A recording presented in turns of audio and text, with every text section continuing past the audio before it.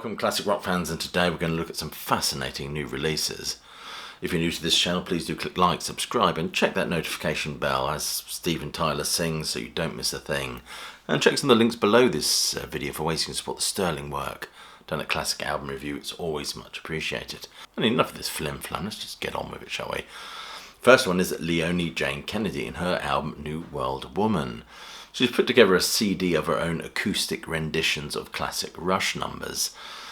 I love the finger picking at the start of Mystic Rhythms, a delightful part of this album. Overall sensitive and nuanced renderings of these classic Rush numbers, and Digital Man is definitely worth checking out on here. So if you do like Rush, I think you'll find this interesting. This is Leonie Jane Kennedy, New World Woman. CD opens up like that. Next one is Bardic Depths, what we really like in our stories. The album starts with triumphant trumpeting and vibrato guitar, very Mike Oldfield in fact. I like the guitar chug at the start of Vendetta. It has a Hogarth era Marillion feel to it, nice soaring choruses. Generally a very mellow album, I'd have to say. Overall I wouldn't say it was a concept album, it's only a themed album I think, where every song dedicated to an author and their stories. Authors such as C.S. Lewis and Tolkien. There are 4 singers on here, so we get some nice, lush vocal arrangements, as well as some interesting alto sax and clarinet moments. Overall, it's got a broad palette in terms of the music explored on this record. And this is Bardic Depths, what we really like in our stories. Let's see if there's anything. There's the CD. And the booklet. Oh, very nice. Look at this. Lots of nice pictures.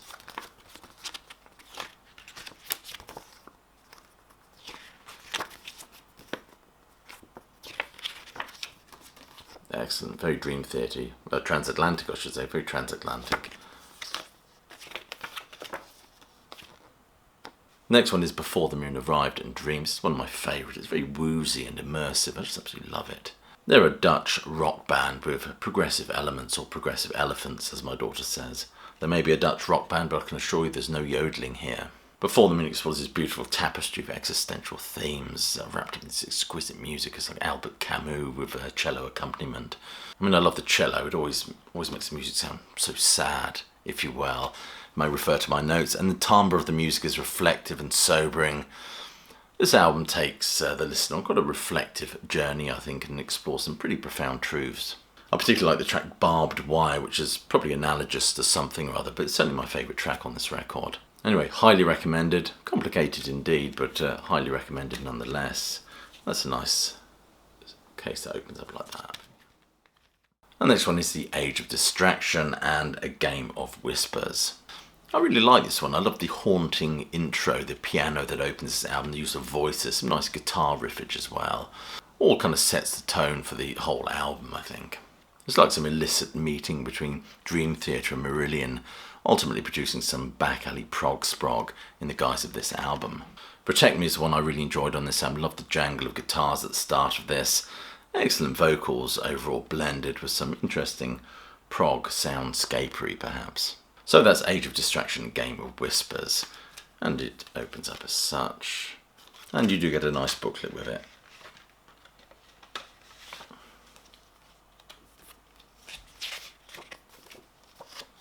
Some earnest looking fellows there. Next one is I want to talk about 2 albums by the same band. The first one is Moon Safaris, the band. It's Himmelbacken. I think I've said that right, Volume 1. Lovely Beach Boys blend of harmonies as they explore this narrative of growth and development. It's kind of like a prog Bildungsroman. I mean, the opening track on here is called Kids. It kind of tells you thematically kind of where you're going with it. Lovely Gilmour-esque guitar trills at the start of this one. The music just kind of rolls along. Very much like the passage of time, I think, from Kids all the way to Say Goodbye. And Too Young to Say Goodbye, which is the next track. Lovely funky sort of vocal on this number as well. The vocal performance on this album is absolutely extraordinary. And it's such an easy listen. I don't mean that as a kind of a pejorative or derogatory sense. It just sits easily on the ears. It's musically intriguing, complex enough to keep even the most well-seasoned prog hound sniffing around this one. Moon Safari and Himmelbacken Volume 2. This does feel like a continuation, to be honest with you. The opening track has these keyboard stabs. It reminds me of Van Halen's Jump. It's quite a rocky number. And this is obviously a continuation and reveals a narrative, or continues with the narrative. I must admit I didn't pay too much attention to the overall concept or the story that was perhaps being told. I just kind of enjoyed the music and the feel of the music. I love Between the Devil and Me. There's some great guitar work on that one. Next one is Shades of Plato and Blackout. This is their third album, apparently.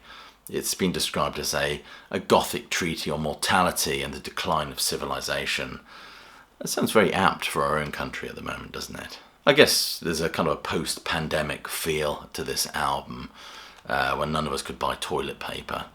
But it's a dark record. I mean, the vocals are kind of interesting, quite subdued to a certain extent. I love all the flute flourishes on here, being a big Tull fan.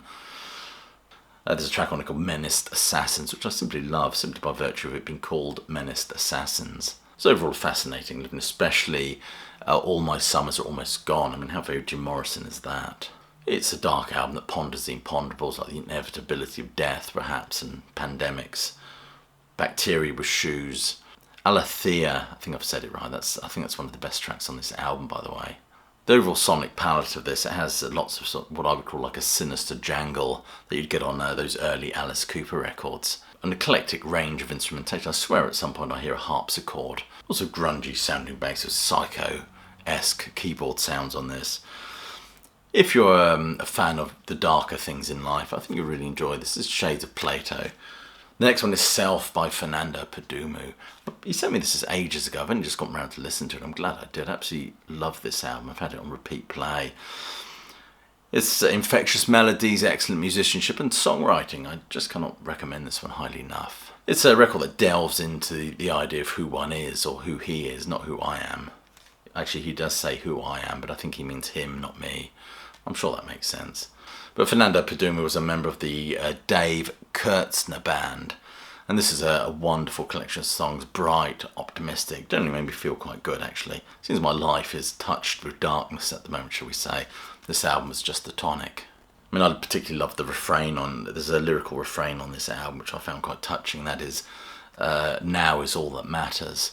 I think when you're going through some heavy shit, I think it's pretty sage advice. And of course it does for you prog fans out there. It ends with like a 20-minute epic, simply called Self, 90 minutes 40 seconds. Couldn't quite manage it to the 20-minute mark. What a lightweight, eh? But almost 20-minute track simply called Self, which very much encompasses the whole idea of the album, this exploration of who one is. Seriously, really enjoyed this one. Can't recommend it highly enough. This is Fernando Perdomo, or Perdomo, Self, and it does come with a little booklet, which again is really just sort of lyrics. Oh, there are some pictures. And the next album, which actually arrived yesterday, so I've given it a couple of listens. They just got in there, just before I was about to make this video. This is Circular. I'm not sure where they hail from. I think they're in the States, actually. It's called CORE, anyway, and CORE is an acronym which stands for, I don't know what it stands for. It is written down somewhere. Oh, geez, I should have rehearsed, shouldn't I? All this wonderful stuff they've sent. Not only have they sent me this gorgeous album, there's some of this lovely stuff, these posters and bits and pieces. And even a poster of the band, which I can put up somewhere to frighten the children. Only joking, they're a splendid looking bunch, aren't they? Circuline. But I love the way this album starts with this jangle of voices and wailing guitar from Dave Bainbridge. Yes, Dave Bainbridge from Life Signs, yes. Is this his band now, or is he just kind of an itinerant musician? I'm not sure.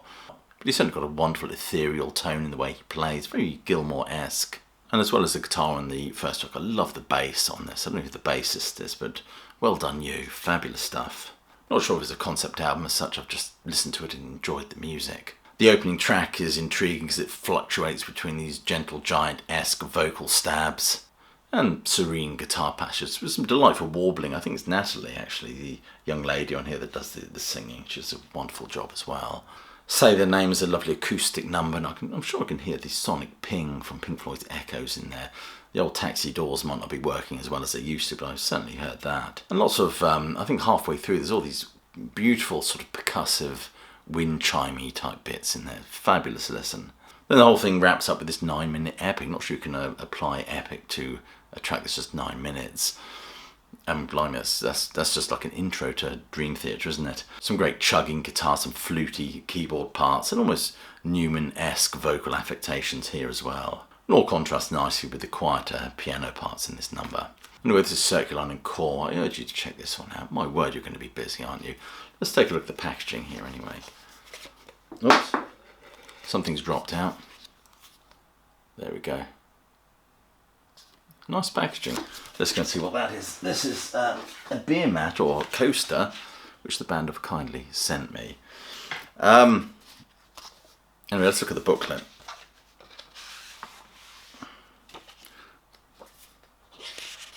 Which is nice booklet there. Core, here we are. Look at this. We actually get the bottom of this anagram: Circuline, Original, Reimagined, Evolving. So that's what Core stands for. Don't know much about the history of this band, but this album is really, really fascinating. Do check this one out. I seriously mean it. I think you'll like it. Anyway, I think that's as much as I want to say about these fabulous collection of new albums I've been sent. I will try to find as many purchasing links as I can for these records and stick them under this video if you want to go and have a look. Anyway, thank you for watching. Thank you for your time. Hope you're well, staying safe, and of course that you keep listening.